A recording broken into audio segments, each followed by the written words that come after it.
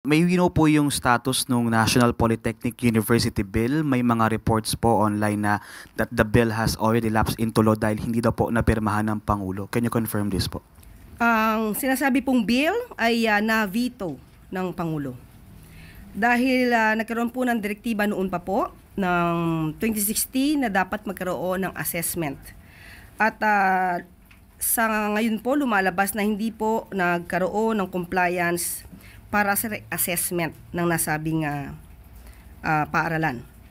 At mananatili naman po ang Pangulo at umaasa siya na ang PUP po ay magkakaroon din po ng national university status kapag po na-comply po nila lahat ang mga requirements.